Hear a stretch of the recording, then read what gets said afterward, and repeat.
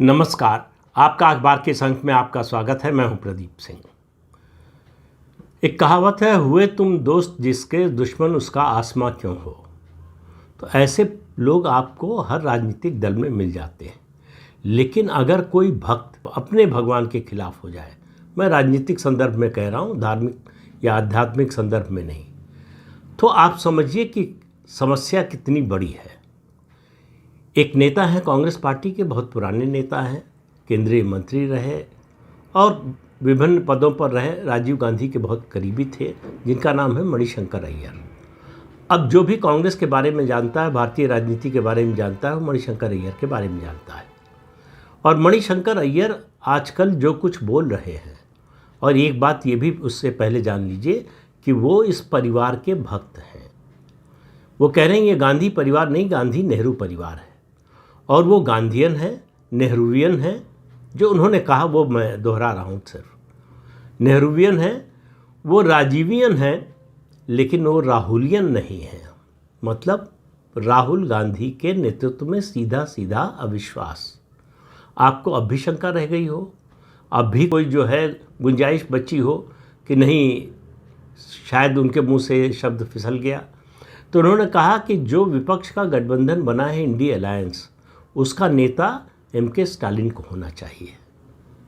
अब आप सुनिए वो क्यों एम.के. स्टालिन को नेता बनाना चाहते हैं। उन्होंने कहा एम.के. स्टालिन मुद्दे उठाते हैं। उन्होंने कभी ये नारा नहीं लगाया कि चौकीदार चोर है। उन्होंने कभी ये नारा नहीं लगाया कि वोट चोर गद्दी छोड़। ये दोनों नारे किसने लगाए? राहुल गांधी ने। तो राहुल गांधी के खिलाफ, या कहें राहुल गांधी पर ये सीधा हमला है एक कांग्रेसी का। उन्होंने कहा राहुल गांधी शायद भूल गए हैं कि मैं अब भी कांग्रेस में हूँ, तो ये राहुल गांधी को याद दिला रहे हैं। लेकिन मुझे एक खास बात लगी है, अभी तक मणिशंकर अय्यर जब भी बोलते थे तो सोनिया गांधी के बारे में बड़े सम्मान के साथ बोलते थे। सोनिया गांधी के खिलाफ कुछ नहीं बोला उन्होंने। इस पूरे बयान में उन्होंने सोनिया गांधी का नाम भी नहीं लिया। और ये बात उन्होंने कहाँ और कब कही? वो केरल में थे, सोमवार को या इतवार को, मतलब 2 दिन पहले वो केरल में थे और किसी कार्यक्रम में बोल रहे थे जिसमें केरल के मुख्यमंत्री पिनराई विजयन भी थे। पिनराई विजयन की ओर देखते हुए उन्होंने कहा कि आपने बड़ा अच्छा काम किया है, आप फिर मुख्यमंत्री बनेंगे। कांग्रेस का नेता, विधानसभा का चुनाव होने जा रहा है, कांग्रेस पार्टी को पूरी उम्मीद है कि वो सत्ता में लौट रही है। कांग्रेस का नेता अपने विपक्षी, मतलब अपने विरोधी, जिसके खिलाफ कांग्रेस चुनाव लड़ रही है, जिसको हटाना चाहती है, उसको कह रहा है कि आप फिर मुख्यमंत्री बनेंगे क्योंकि आपने अच्छा काम किया है। और उसके बाद उन्होंने जो कुछ कहा, मतलब जो रही सही कसर थी, मतलब मणिशंकर अय्यर ने कुछ छोड़ा नहीं। उन्होंने पवन खेड़ा के खिलाफ जो कुछ कहा उसको मैं दोहरा भी नहीं सकता। उन्होंने कहा अगर पवन खेड़ा जैसे लोग कांग्रेस के प्रवक्ता रहेंगे तो कांग्रेस का यही हाल होगा, कभी उसकी स्थिति नहीं सुधरेगी। फिर उन्होंने इससे आगे कहा, उन्होंने कहा के.सी. वेणुगोपाल से बड़ा स्टूपिड कोई नहीं है, इससे खराब ऑर्गेनाइजेशनल सेक्रेटरी कोई हुआ ही नहीं। और याद रखिए, के.सी. वेणुगोपाल राहुल गांधी के सबसे खास लोगों में है और केरल के ही रहने वाले हैं और मुख्यमंत्री पद का दावेदार अपने को मानते हैं। ये सेवा करके आए मणिशंकर अय्यर कांग्रेस पार्टी और राहुल गांधी की। उन्होंने कहा कि राहुल गांधी को सोचना चाहिए कि आखिर उनके करीबी लोग, उनके दोस्त पार्टी छोड़कर क्यों चले गए। उन्होंने कहा कि जिस व्यक्ति को या जिस कांग्रेसी को, कहना ज़्यादा ठीक होगा, गांधी नेहरू के नेतृत्व में, मतलब वो महात्मा गांधी की बात नहीं कर रहे हैं, गांधी नेहरू के नेतृत्व में विश्वास नहीं होगा, वो कांग्रेस में क्यों रहेगा। यानी कह रहे हैं कि जो लोग छोड़ कर गए उनको विश्वास नहीं है राहुल गांधी के नेतृत्व में, इसलिए वो कांग्रेस छोड़ कर गए। लेकिन कांग्रेस में हैं तो कांग्रेस में बने रहने के लिए तो कुछ बोलना पड़ेगा। तो आप देखिए कितनी सफाई और चतुराई से उन्होंने बात बोली। उन्होंने कहा स्टालिन को नेता होना चाहिए इंडिया अलायंस का, लेकिन वो प्रधानमंत्री नहीं बन सकते। क्यों नहीं बन सकते? उन्होंने कहा नेहरू जी की मौत के बाद बहुत से लोगों ने ये प्रस्ताव दिया कि के कामराज को प्रधानमंत्री बनना चाहिए। कामराज ने कहा no English no Hindi how, मतलब न मुझे हिंदी आती है न अंग्रेज़ी आती है, मैं कैसे प्रधानमंत्री बन सकता हूँ। उनका एम.के. स्टालिन की भी वही हालत। अब आप देखिए, अब इसको स्टालिन की प्रशंसा कहेंगे या उनकी निंदा कहेंगे, आलोचना कहेंगे, ये आप तय कीजिए। लेकिन स्टालिन को नेता बनाकर, मतलब नेता बनने लायक, राष्ट्रीय विपक्ष का जो गठबंधन है उसका नेता बनने लायक स्टालिन है, लेकिन प्रधानमंत्री बनने लायक नहीं है। राहुल गांधी नेता बनने लायक नहीं है, लेकिन प्रधानमंत्री बन सकते हैं। ये मणिशंकर अय्यर ने कहा कि राहुल गांधी इसलिए जो है प्रधानमंत्री बन सकते हैं। अब आप इससे समझिए कि क्या खेल खेल रहे हैं मणिशंकर अय्यर। मणिशंकर अय्यर कांग्रेस पार्टी में बने रहने के लिए राहुल गांधी की एक तरह से तरफदारी भी कर रहे हैं, लेकिन उन पर हमला कर रहे हैं, और हमला उन पर और उनके करीबी लोगों पर कर रहे हैं। और ये मुझे जहाँ तक याद है, जब भी उन्होंने कांग्रेस की आलोचना की है, नीतियों की आलोचना की है, उन्होंने कभी सोनिया गांधी के खिलाफ कुछ नहीं बोला है। बोला है अगर तो पक्ष में ही बोला है, प्रशंसा में ही बोला है। पहली बार मैंने उनका बयान सुना है जिसमें उन्होंने सोनिया गांधी का नाम भी नहीं लिया। गांधी का नाम लिया, नेहरू का नाम लिया, इंदिरा गांधी का नाम लिया, राजीव गांधी का नाम लिया, राहुल गांधी का नकारात्मक रूप में ही नाम लिया, अविश्वास के रूप में ही नाम लिया, लेकिन सोनिया गांधी का नाम भी नहीं लिया। इसका मतलब आप समझिए कि सोनिया गांधी को उन्होंने मान लिया है कि ये किसी भी हालत में नहीं है, इनकी कोई ताकत नहीं बची है। ये कांग्रेस पार्टी में भले ही बनी हुई है, राज्यसभा की सदस्य बनी हुई है, लेकिन कांग्रेस की राजनीति में अप्रासंगिक हो चुकी हैं सोनिया गांधी। ये उनका कहना है, और ये कहना इसलिए महत्वपूर्ण हो जाता है कि मणिशंकर अय्यर इस परिवार के भक्त हैं। इसलिए मैंने शुरू में कहा कि भक्त अगर भगवान के खिलाफ हो जाए तो वो इस परिवार के खिलाफ कुछ नहीं सुनना चाहते, लेकिन वो राहुल गांधी के पक्ष में कुछ नहीं सुनना चाहते। इससे आप समझिए कि जो वर्तमान नेतृत्व है कांग्रेस पार्टी का, जो इसी परिवार से आता है, उसकी प्रशंसा तो छोड़िए, उसकी आलोचना में कोई कसर नहीं छोड़ना चाहते मणिशंकर अय्यर, और राहुल गांधी को याद दिला रहे हैं कि अभी मैं कांग्रेस में ही हूँ। तो इस समय 4 राज्यों और 1 केंद्र शासित क्षेत्र में चुनाव होने जा रहा है। पश्चिम बंगाल में कांग्रेस की कोई स्थिति नहीं है, वहाँ वो पूरी तरह से इरेलेवेंट हो चुकी है। उसके अलावा तमिलनाडु में वो MK स्टालिन की पिछलग्गू है, जो सीट दे देंगे उस पर लड़ लेंगे, कुछ जीत जाएंगे। 2 राज्य बचते हैं, असम और केरल, जहां कांग्रेस के लिए संभावना है। केरल में कांग्रेस मानती है कि सबसे ज़्यादा संभावना है। 2 टर्म की एंटी इनकम्बेंसी है पिनराई विजयन के खिलाफ, इसलिए कांग्रेस को लगता है कि वो फिर से सत्ता में आ सकती है केरल में। असम में लड़ाई ही 2 पार्टियों के बीच में है, बीजेपी और कांग्रेस पार्टी। तो ऐसे में कांग्रेस पार्टी को लगता है कि यहाँ जोर लगाएं, यहाँ कोशिश करें तो यहाँ भी सत्ता में आ सकते हैं। अब असम का हाल देखिए, उनकी कैंपेन कमेटी जो चुनाव के लिए, इस चुनाव के लिए कैंपेन कमेटी बनी है, उसके चेयरमैन हैं भूपेन बोरा। उन्होंने अपने पद से इस्तीफा दे दिया। उन्होंने कहा मुझे कैंपेन कमेटी का चेयरमैन बनाया गया, उसके बाद दिल्ली से किसी को भेज दिया गया मेरे साथ। और हिमंत बिस्वा शर्मा जो असम के मुख्यमंत्री हैं, उन्होंने कहा भूपेन बोरा कांग्रेस में आखिरी हिंदू नेता है। उन्होंने प्रस्ताव दिया कि अगर वो आना चाहें भारतीय जनता पार्टी में, हालांकि उन्होंने कहा कि भूपेन बोरा ने संपर्क नहीं किया है हमसे, लेकिन हम उनको एक सेफ सीट देने के लिए तैयार हैं अगर वो आना चाहें। अब कांग्रेस में खलबली मच गई।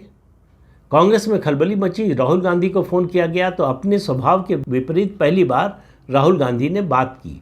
अपने से नहीं, बात कराई गई भूपेन बोरा से, लेकिन मामला शांत नहीं हुआ है। शायद सिर्फ उन्होंने अपना इस्तीफा वापस लिया है, इसके अलावा और कुछ नहीं हुआ है। उनकी नाराज़गी दूर नहीं हुई है। वो काम करेंगे कैंपेन कमेटी के चेयरमैन के रूप में कि नहीं, ये पता नहीं। पहले वो असम प्रदेश कांग्रेस के अध्यक्ष भी रह चुके हैं। बड़ा नाम है असम कांग्रेस में, उनका बड़ा आधार है उनका। उनको चुनाव के समय अपने नेतृत्व से उनका कोई संवाद नहीं है। इससे आप कांग्रेस की हालत समझिए। 2 राज्य जहां कांग्रेस के हिसाब से उसकी संभावना है सत्ता में आने की, वहां ये है पार्टी का हाल। और मणिशंकर अय्यर जो बोल रहे हैं, आप ये कह सकते हैं कि कांग्रेस पार्टी ने उनको सब कुछ दिया, मंत्री बनाया, दूसरे पद दिए, राज्यसभा में भेजा, चुनाव हार गए तो राज्यसभा में नॉमिनेटेड सदस्य के रूप में भेजा। उसके अलावा वो विदेश सेवा में थे, वहाँ से राजीव गांधी अपने प्राइम मिनिस्टर सेक्रेटेरिएट में उनको ले आए। राजीव गांधी से उनकी दोस्ती थी, दून स्कूल में दोनों पढ़े हुए हैं। मणिशंकर अय्यर शायद 1 या 2 साल उनसे सीनियर थे। और मणिशंकर अय्यर गांधीयन कभी नहीं रहे जो उन्होंने कहा। 1962 के भारत चीन युद्ध के समय ये इंग्लैंड में पढ़ रहे थे, वहाँ चीन की कम्युनिस्ट पार्टी के लिए चंदा जुटाने का काम कर रहे थे। और इसी सोच के मणिशंकर अय्यर के व्यक्तित्व के कई आयाम हैं। जब यूपीए की सरकार बनी 2004 में तो उनको पेट्रोलियम मिनिस्टर बनाया गया। पेट्रोलियम मिनिस्टर तो बना दिया गया ये सोचकर कि परिवार के भक्त हैं, जो परिवार चाहेगा वैसा करेंगे। एक उद्योगपति को फ़ायदा पहुंचाने के लिए नीति बनाने का दबाव डाला गया उन पर, नहीं बनाया, उसके खिलाफ चले गए। नतीजा ये हुआ पेट्रोलियम मिनिस्ट्री से हटा दिए गए। और उन्होंने ये अपना दुख जो है सार्वजनिक रूप से जाहिर किया, हालांकि नाम नहीं लिया उद्योगपति का, लेकिन उससे साफ कर दिया सोनिया गांधी का दबाव था एक खास उद्योगपति को फ़ायदा पहुंचाने के लिए मंत्रालय की नीति के जरिए। तो मणिशंकर अय्यर समय समय पर, हालांकि वो प्रधानमंत्री नरेंद्र मोदी पर भी उन्होंने बहुत हमले किए हैं। ये उन्हीं का बयान था जिसके आधार पर भाजपा ने और प्रधानमंत्री नरेंद्र मोदी ने 2014 के चुनाव के कैंपेन का एक थीम बनाया। उनसे पूछा गया था एक प्रेस कॉन्फ्रेंस में कि क्या नरेंद्र मोदी देश के प्रधानमंत्री बन सकते हैं, तो उनका जवाब था 21वीं शताब्दी में नहीं बन सकते, नहीं बन सकते, नहीं बन सकते। हाँ, अगर वो चाहें तो हम एआईसीसी के पास जगह दे सकते हैं, वो चाय आकर बेच सकते हैं। तो यहीं से चाय वाला शुरू हुआ। उसके अलावा नरेंद्र मोदी के लिए एक बयान में उन्होंने कहा बहुत नीच किस्म का व्यक्ति है। जब पाकिस्तान के कुछ डिप्लोमेट्स के जरिए और चुनाव के बीच में उनकी मुलाकात हुई, उस पर टिप्पणी की थी प्रधानमंत्री ने उस मुद्दे को लेकर।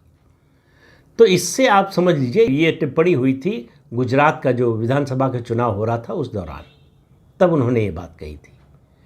तो कुल मिलाकर मणिशंकर अय्यर वो तीर हैं जो बूमरैंग करता है। ऑस्ट्रेलिया में है, शिकारी इस्तेमाल करते हैं इस हथियार का कि वो जाता है और लौट कर आता है। तो मणिशंकर अय्यर परिवार की भक्ति भी करते हैं और परिवार पर हमला भी करते हैं। ये अपनी तरह के अकेले नेता हैं। लोग ऐसे होते हैं या तो प्रशंसा करते हैं या निंदा करते हैं या फिर चुप रहते हैं। तीसरी तरह के लोग ऐसे भी होते हैं। लेकिन उन्होंने जो सवाल उठाया कि राहुल गांधी के नज़दीकी दोस्त छोड़कर चले गए, तो क्यों चले गए, इसका कारण उन्होंने बताया। जिस व्यक्ति को नेहरू गांधी परिवार के नेतृत्व पर विश्वास नहीं होगा वो पार्टी में क्यों रहेगा।